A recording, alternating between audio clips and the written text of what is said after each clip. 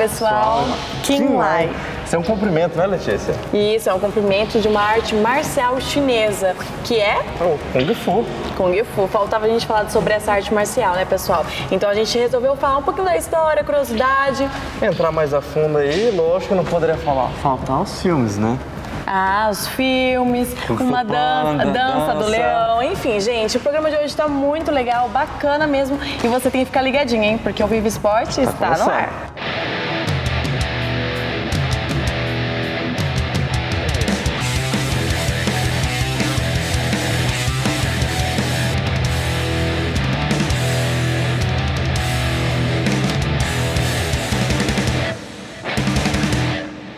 Bom, gente, para começar o Viva Esporte, estamos aqui com o professor de Kung Fu, Alex Comenta, para explicar o que é essa arte marcial chinesa, afinal.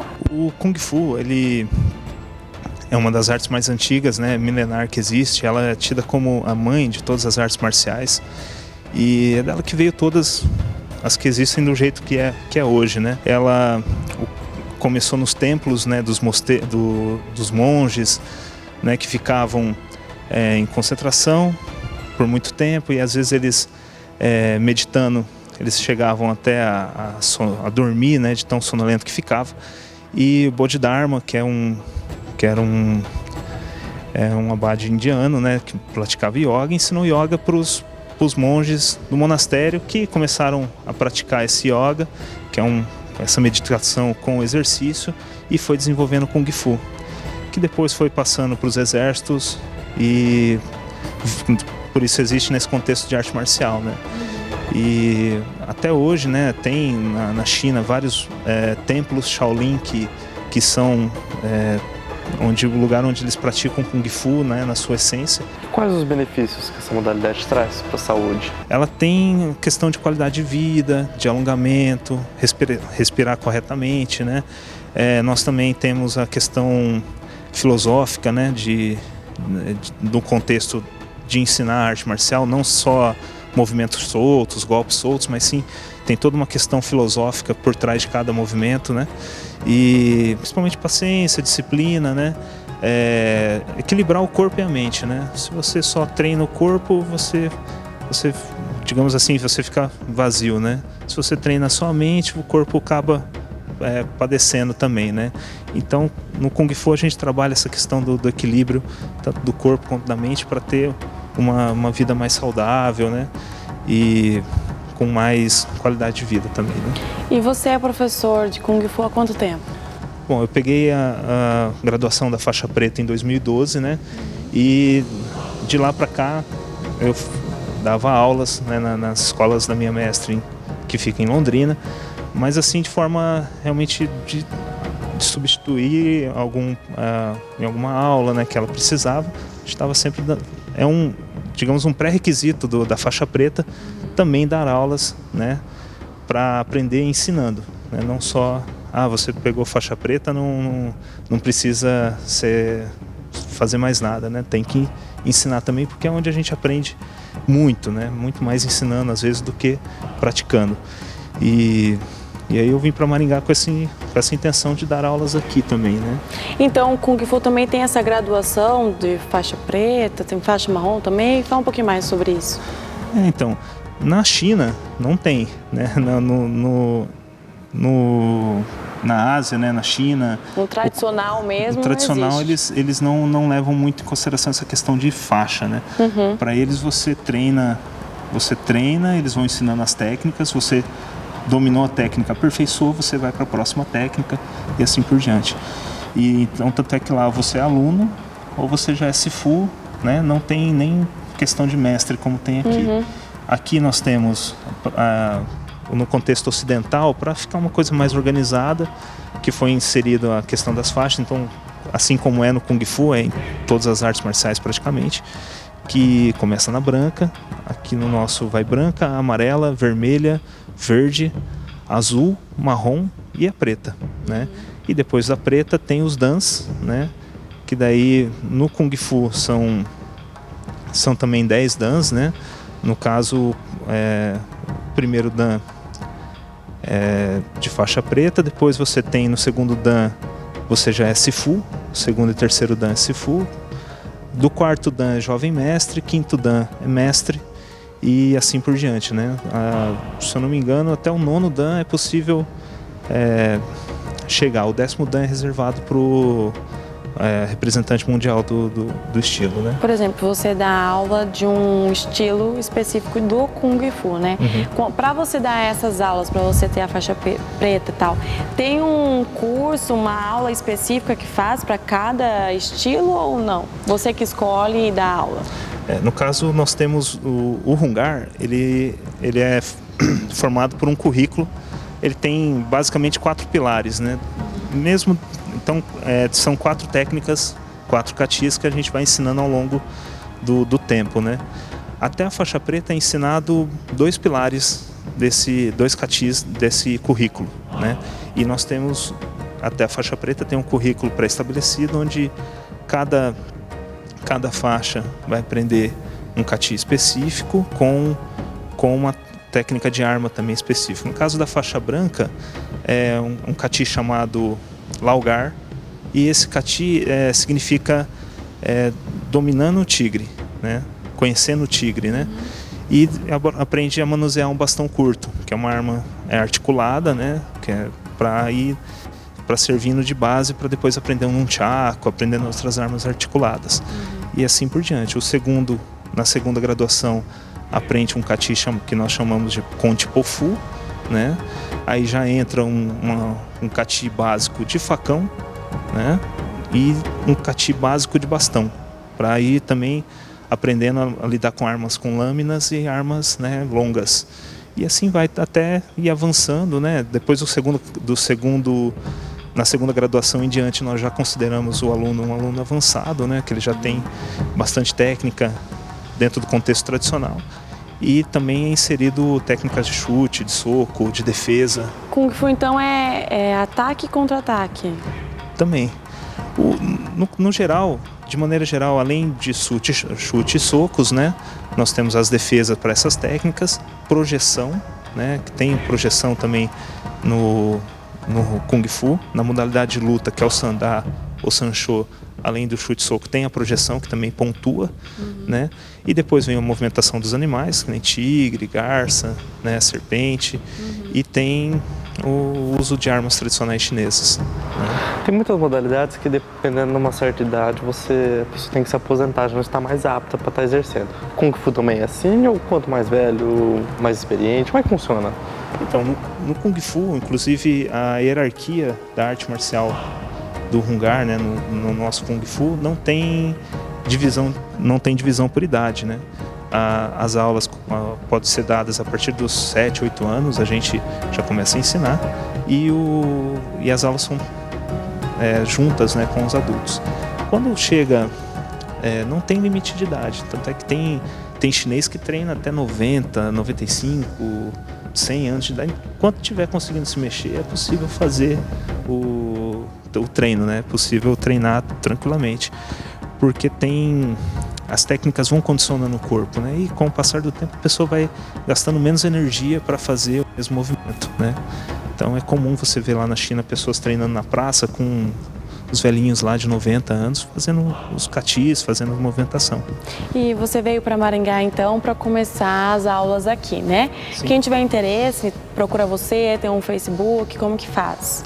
Isso, tem a página Escola de Kung Fu Punhos Unidos, né, de Maringá, e tem no Facebook, é só procurar lá, né? E também aqui nós estamos na Academia de Muay Thai Vitória, né, ou Vitória Team, né, que também na Carlos Borges, né, bem fácil de localizar.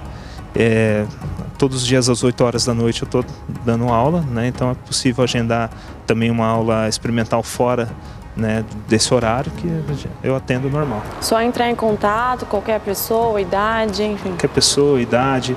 Em Londrina nós temos muitos famílias inteiras que treinam, pai, mãe. Familiar, né? Sim, porque ajuda no crescimento dos filhos, no contexto geral da família.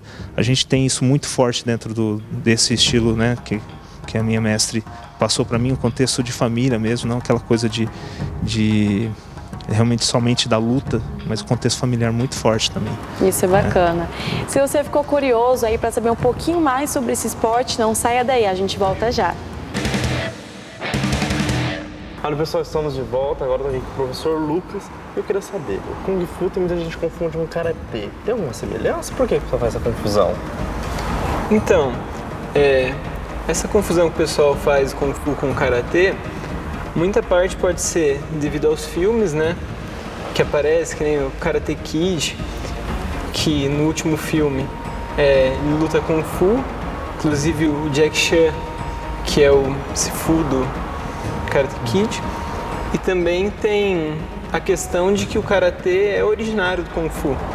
O Karatê é do Japão, Kung Fu da China, e durante as invasões e guerras que ocorreram entre os países, algumas técnicas das artes marciais foram passadas e desenvolvidas no outro país, adaptadas.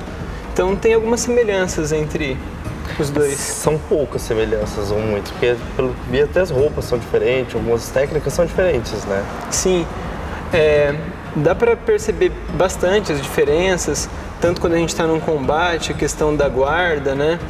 Ou das movimentações em si, e as vestimentas, como você falou, né?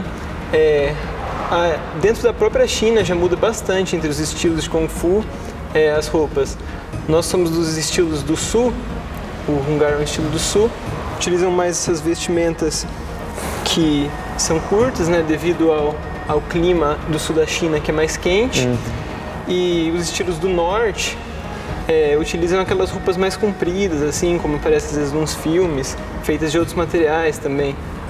Bacana. E você tinha comentado agora dos filmes. Esses filmes aí, um exemplo, como o Fu Panda, que ele traz os animais como referência dos golpes. Existe mesmo essa semelhança no Kung Fu, com os animais, com as modalidades? Como é que funciona isso? Sim, existe.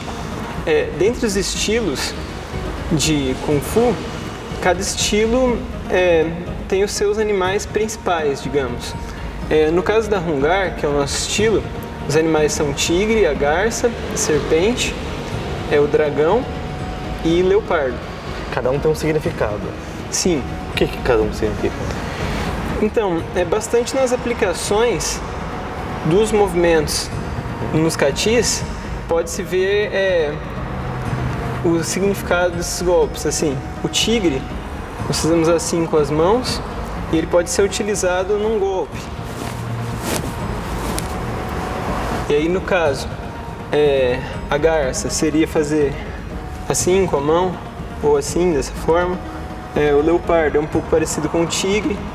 Aí o dragão pode ser feito dessa forma, ou outras formas que a gente utiliza em algumas movimentações.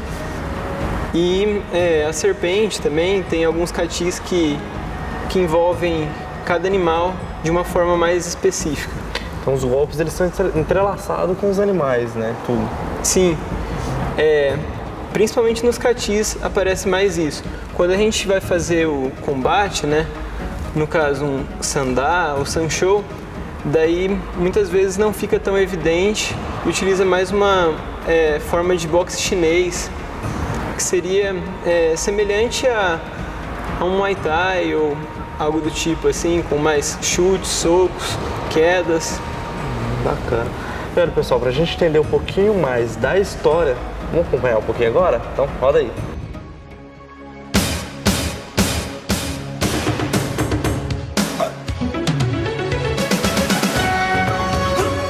A história do Kung Fu tem muitas lendas e existem poucas provas documentadas sobre ela, já que a maioria das histórias passa de pai para filho. O Kung Fu é um sistema de luta que foi desenvolvido na China, baseado nas observações dos animais. Ninguém sabe ao certo quando surgiu, apenas que é a mais antiga de todas as artes marciais. O registro histórico mais antigo é de 2674 a.C., mas a luta tradicional vai se adaptando de tempos em tempos. O mais fascinante sobre o Kung Fu são os fundamentos espelhados nos animais, como, por exemplo, o estilo águia baseado nos movimentos da ave. A função é o fortalecimento dos dedos, polegar, indicador, médio e anelar. A técnica típica desse estilo torna o praticante especialista em torções. Tem também um diferente, chamado estilo bêbado. A técnica tem chutes, semi-mortais e rolamentos. O praticante precisa ter muita flexibilidade e agilidade. Mas você deve estar se perguntando, por que é chamado de estilo bêbado? É que o praticante posiciona as mãos como se estivesse segurando um copo. Algumas armas fazem parte do Kung Fu, mas elas só podem ser usadas por praticantes que já desenvolveram boa agilidade com as mãos. O objetivo da arte marcial é desenvolver os reflexos, a agilidade, o equilíbrio, a consciência mental e física, a defesa pessoal e a coordenação. Olha, bacana, agora que a gente já conheceu um pouquinho da história do Kung Fu, eu queria saber quais as categorias que tem dentro dessa modalidade? Então, além dessa parte de katis e de armas, tem essa parte do Sandai e do Sanshou, que no caso tem competições que ocorrem em diversos locais, né? Inclusive aqui no Paraná, estado de São Paulo também é bem forte nisso. E como é que faz para pontuar em uma competição? No caso, numa competição, se você acertar a cabeça ou o tórax do seu oponente, daí você vai pontuar. E também tem a parte das projeções, né? Que são as quedas. Você tem 3 segundos para realizar uma queda. E se você conseguir completar a queda com êxito, daí você vai pontuar também. Ou, em alguns rings são abertos, você tacar o seu adversário para fora do ringue. Então, na modalidade do Kung Fu, o ringue não é fechado como os tradicionais MMA e os outros. Ele é aberto para poder tentar essa projeção para fora do ringue. Sim, isso mesmo, Luan. Inclusive, nessa parte de quedas, tem uma parte do Kung Fu que nós treinamos que é só disso, é o Shuai Jiao. O Shuai Jiao, ele é uma espécie de um judô chinês, ou seja, ele é só com essa parte de quedas, e ele que deu origem a todas as artes marciais dessa parte de projeções e quedas. E ele, diferente de algumas modalidades, ele não vai pro chão, para uma luta no chão, né? Ou ele vai? Não. No caso, o nosso objetivo é mais conseguir fazer a queda, e daí essa parte de chão é só se for participar de um MMA, algo que misture com jiu-jitsu ou técnicas de chão.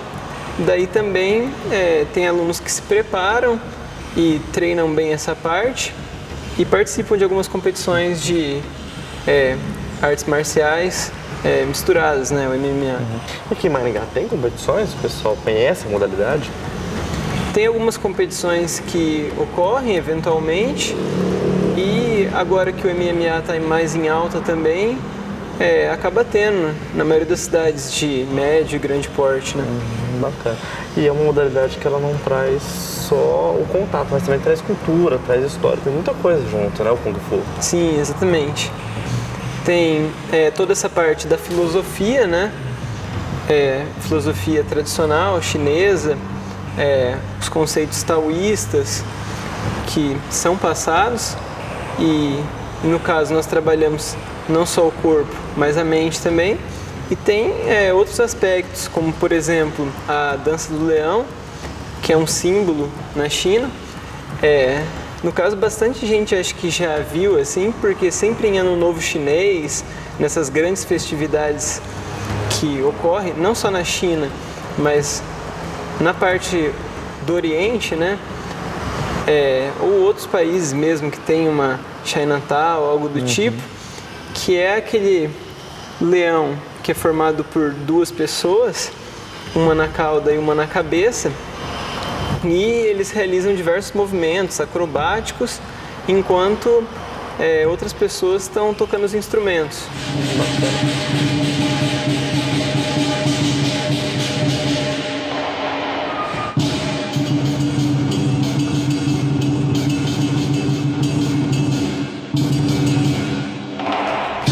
Que a gente já conheceu um pouquinho da dança do leão, da história, tá na hora da gente ver na prática como é que é essa modalidade. Então, não saia daí que é no próximo bloco. Olha pessoal, estamos de volta e agora, como vocês já estão vendo, eles já estão ali se preparando para a parte prática, mas antes nós vamos ver um pouquinho mais das curiosidades do Kung Fu. E depois o instrutor Lucas e o professor Alex vai estar mostrando pra gente um pouco da prática. Então, roda a curiosidade.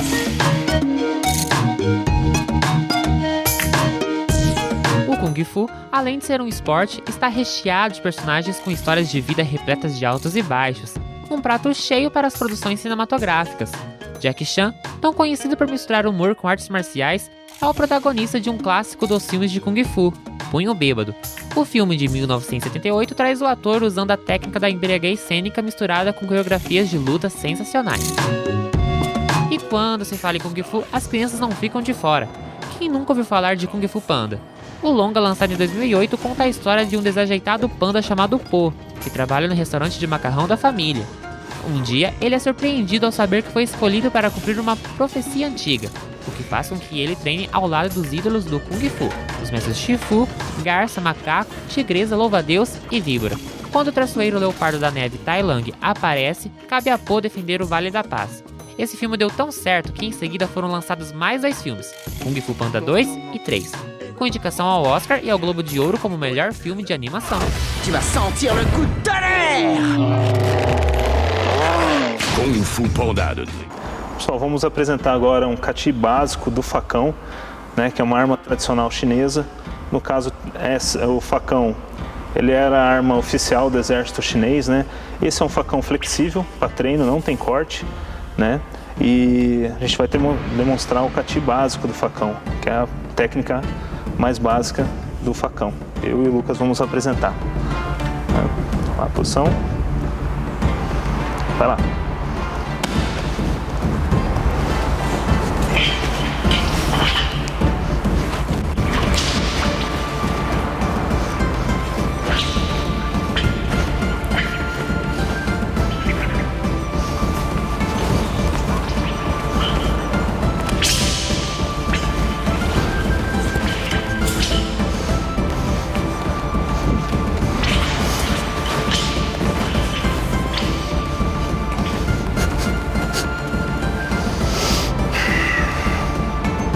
Esse é o bastão, né? O bastão típico chinês, ele é bem flexível, não quebra com facilidade.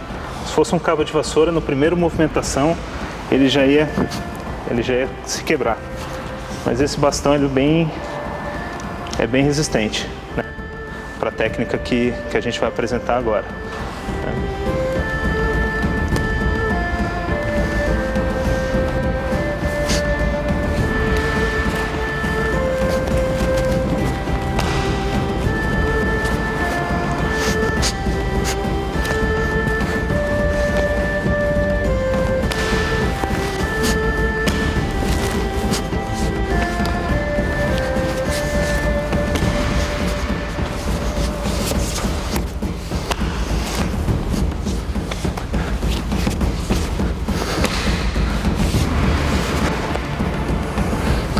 O Lucas vai apresentar o Nunchaku, que é uma arma japonesa, mas inserida no nosso estilo através do mestre Lee Honki. E é uma arma articulada, com bastante movimentação, né?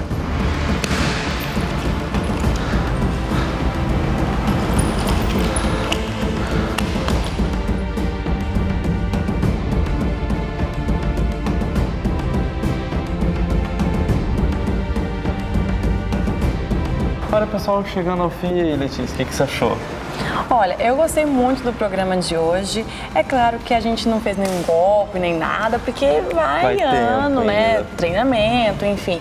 Mas eu gostei do conhecimento que a gente teve com o programa de hoje. E igual as outras artes marciais, né? Você precisa de um tempo pra você aprender, pra você se aperfeiçoar. Sim, porque envolve toda uma cultura, é verdade, Luan, concordo. E olha, pessoal, espero vocês semana que vem, né, Letícia? Terça-feira. Isso mesmo, já sabe, toda terça-feira, 6h30 da tarde, o Vive Esporte, com outro esporte que eu garanto que também você vai gostar. Então, até lá, pessoal. Tchau!